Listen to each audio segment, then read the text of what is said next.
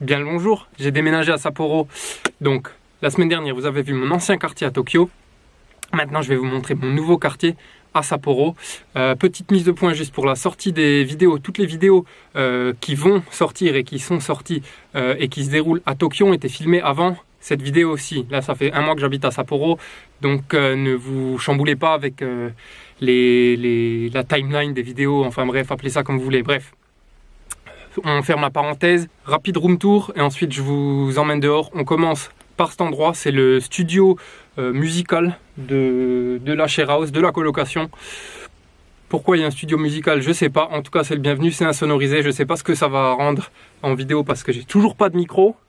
Merci Amazon, merci Big Camera, bref, on s'en fout, on passe à la suite. Alors on se trouve dans ma chambre. Chambre très simple, de 16 mètres carrés il me semble. Mais bon, il y a l'essentiel. Salle de bain, toilette, du rangement, une petite kitchenette, et puis la vue sur la route. Il y a plein de buées parce qu'il fait super froid et c'est tellement mal isolé ici. Donc il neige, hein, vous avez pu le constater.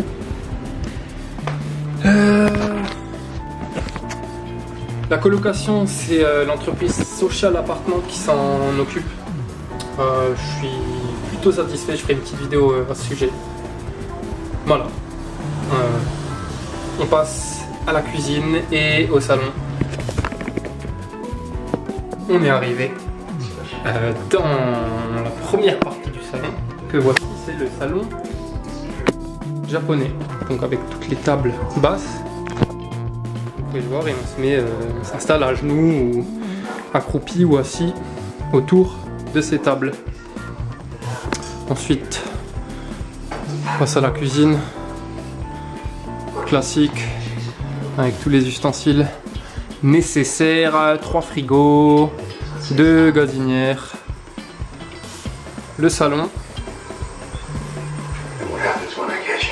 avec la poteau taïwanaise.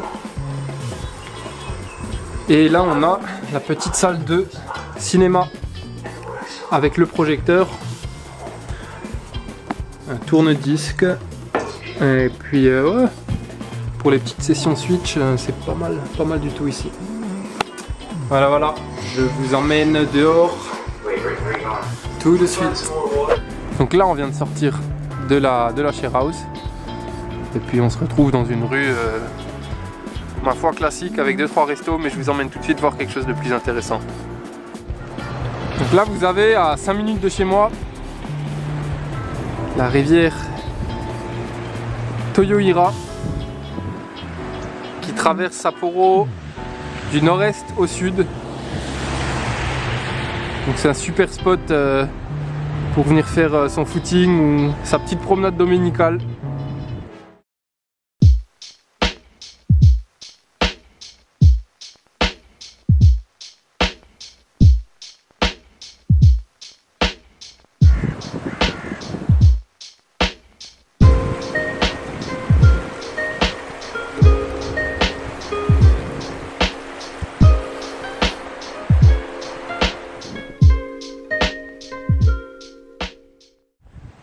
Et à 5 minutes de là, à l'ouest, on pénètre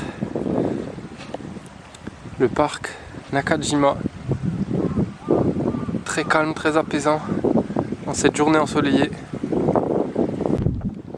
Alors le parc est assez grand, hein. Il est relativement grand, on peut facilement s'y balader à 1h30, 2h avec son ou sa dulcinée. Il y a pas mal d'espaces verts. Blanc là, en l'occurrence, qui permettent l'été de venir faire un pique-nique, de se poser, fumer une chicha, je sais pas, vous faites ce que vous voulez. En tout cas ça respire le calme et la sérénité. Et le parc accueille la salle de concert Kitara ainsi que l'observatoire de Sapporo. Donc plusieurs atouts non négligeable, j'ai envie de dire. Et le vrai point fort du parc, c'est son énorme point d'eau. Je sais pas si on peut appeler ça un lac ou un étang, c'est pas une mare. Non, c'est pas une mare.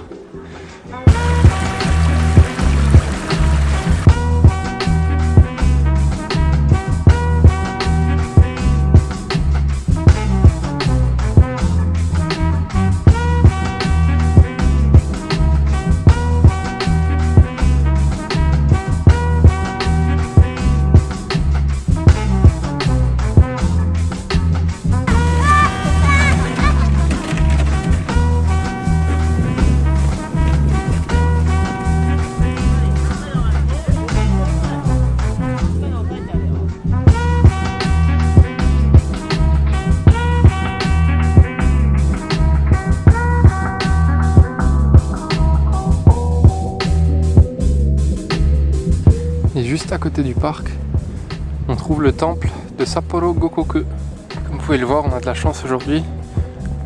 Parce que de 1, il y a de la neige, de 2, il y a du soleil. Et de 3, le temple est entièrement vide.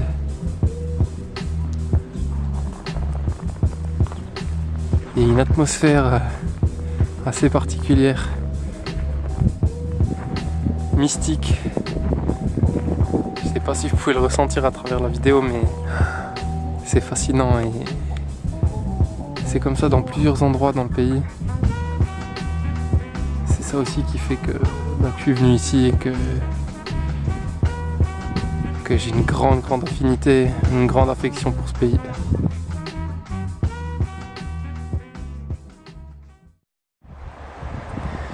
Et donc pour terminer cette vidéo, on est allé de l'autre côté, direction sud-est, au parc Tsukisame, que je vais vous faire découvrir tout de suite. Alors c'est un endroit que j'adore parce que il y a une aire de jeu pour enfants. Non, je suis pas un pointeur, mais cette aire de jeu, elle rivalise très certainement avec les plus grands parcs d'attractions du monde, facilement, de la galaxie, potentiellement. Alors regardez ça, ils ont vraiment pas fait les choses à moitié.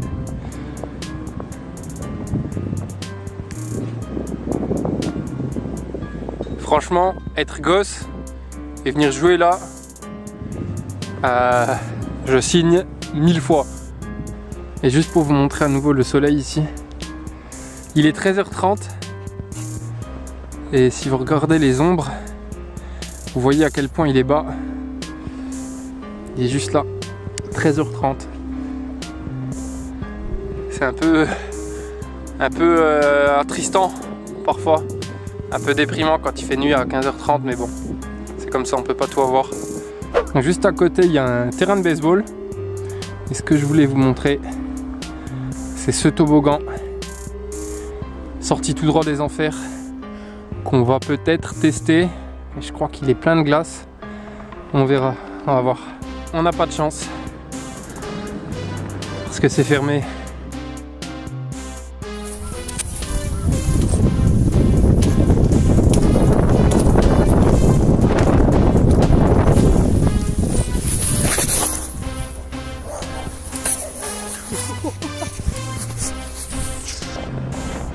Mais pour terminer, on retourne sur les hauteurs du parc où il y a une petite balade forestière à faire. Très charmante, très paisible, comme vous pouvez le voir.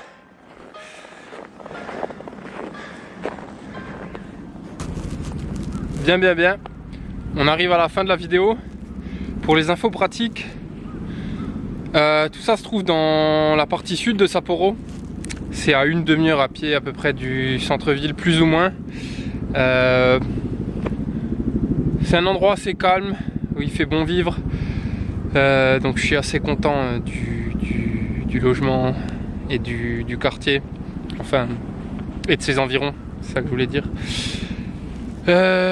Abonnez-vous à la chaîne si vous voulez d'autres vidéos. N'oubliez pas d'activer la cloche des notifications pour être tenu au courant en temps réel des nouvelles sorties. Je vous laisse avec ce paysage et le soleil qui commence à se coucher. Je vous fais de gros bisous et je vous dis à une prochaine fois. Peace.